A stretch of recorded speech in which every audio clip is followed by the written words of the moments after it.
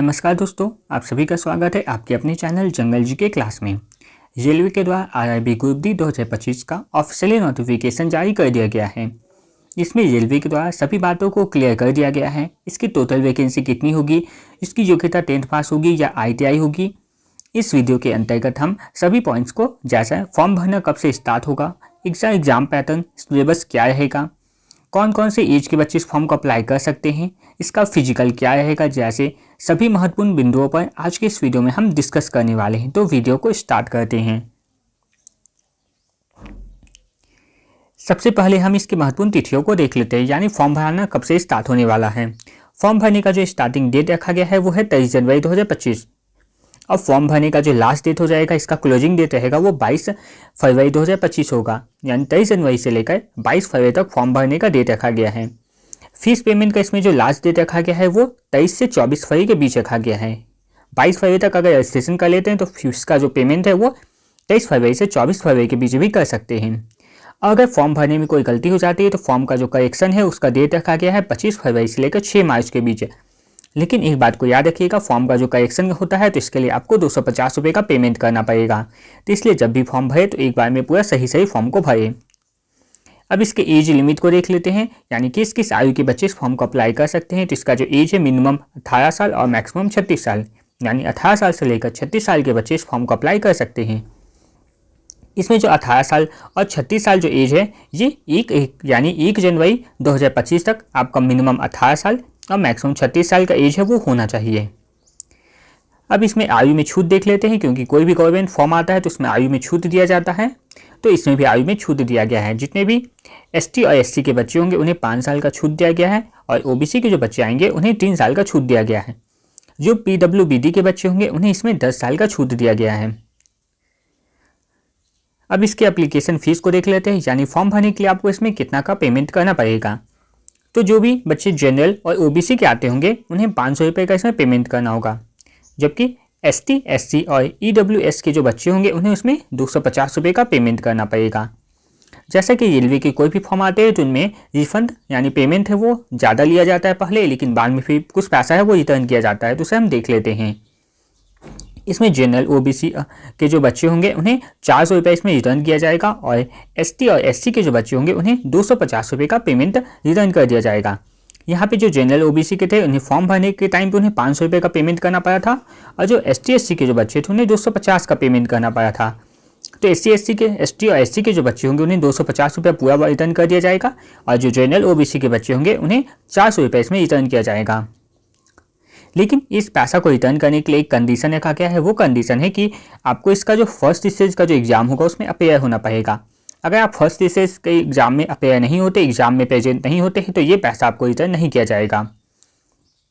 अब हम इसके टोटल पोस्ट देख लेते हैं, यानी कितने पोस्ट पर इस फॉर्म को निकाला गया है। क्योंकि बीच में कभी 32,000 था, फिर कुछ पेपर कटिंग था जिसमें 54,000 के आसपास फॉर्म को दिखाया गया था, लेकिन जो सही इसमें जो वैकेंसी टोटल निकाला गया है वो 32,438 पोस्ट पर निकाला गया है।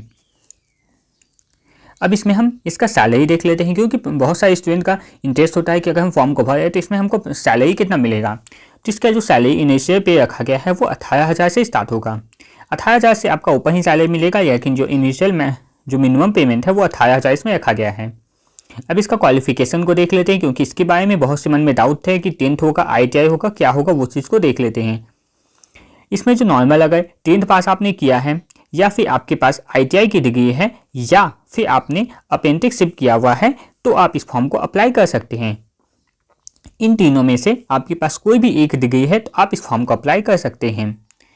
अब हम इसका सिलेक्शन प्रोसेस को देख लेते हैं, यानी इसका एग्ज़ाम प्रोसेस क्या रहेगा। तो इसमें पहले स्टेज 1 का एग्ज़ाम होगा। अगर स्टेज 1 का एग्ज़ाम को क्लियर कर लेते हैं तो उसके बाद फिजिकल इसमें होगा। फिजिकल के बाद इसमें मेडिकल होगा, और मेडिकल के बाद लास्ट में इसमें डॉक्यूमेंट वेरिफिकेशन होगा। तो अब हम देख लेते हैं जो स्टेज 1 का जो एग्ज़ाम होगा वो किस तरह का एग्ज़ाम होगा, उसका एग्ज़ाम पैटर्न कैसा होगा। तो जो स्टेज 1 का जो एग्ज़ाम इसमें रखा गया है, इसमें टोटल टाइम जो होगा एग्ज़ाम का वो 90 मिनट का एग्ज़ाम होगा। इसमें दो कौन कौन से सेक्शन से क्वेश्चन पूछे जाएंगे। तो इसमें साइंस के क्वेश्चन जो होंगे वो 25 क्वेश्चन होंगे।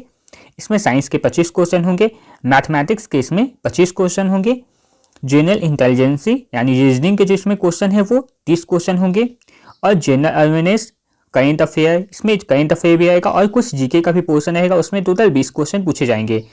इस तरह टोटल जो इसमें क्वेश्चन रहेगा वो 100 क्वेश्चन आएगा और सभी क्वेश्चन जो होंगे वो 1 मार्क्स के आएंगे, यानी टोटल नंबर भी होगा इसमें 100 नंबर का होगा। फिर इसमें एक बात को और याद रखिएगा कि इसमें नेगेटिव मार्किंग को भी रखा गया है। इसमें 1/3 नेगेटिव मार्किंग है, यानी 3 क्वेश्चन को अगर आप गलत करते हैं तो उसमें आपका 1 मार्क्स को काट लिया जाएगा। अब इसके सिलेबस को भी देख लेते हैं, क्योंकि मैथ में जो मैथ के क्वेश्चन आएंगे उनमें कौन कौन सा टॉपिक से क्वेश्चन पूछा जाएगा। तो इसका में जो टॉपिक रखा गया है वो है नंबर सिस्टम है, बोडमास, डेसिमल, फ्रैक्शन जैसे और भी बहुत सारे टॉपिक है। तो इसको थोड़ा देर हम यहाँ पे वेट करते हैं। आप इसका स्क्रीनशॉट लेके पढ़ लें, क्योंकि एक एक टॉपिक को अगर बताने लगेंगे तो वीडियो काफ़ी लंबा हो जाएगा। तो आप इस वीडियो को थोड़ा सा पॉज करें और सभी का सिलेबस को एक बार स्क्रीनशॉट ले लें। यहाँ पे जनरल इंटेलिजेंस यानी इंजीनियरिंग का टॉपिक दिया गया है, जिस टॉपिक से क्वेश्चन पूछे जाएंगे।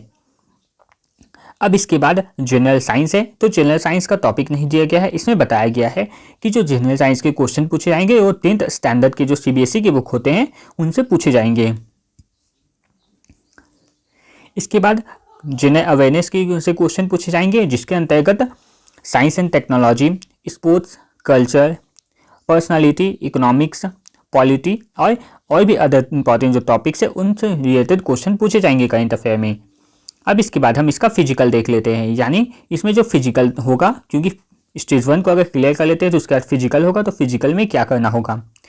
तो फिजिकल के लिए इसमें रखा गया है जो मेल कैंडिडेट होंगे जितने भी, उन्हें 35 किलो का जो वजन है उन्हें 100 मीटर तक लेके जाना होगा। जो टाइमिंग इसमें रखा गया है 2 मिनट है।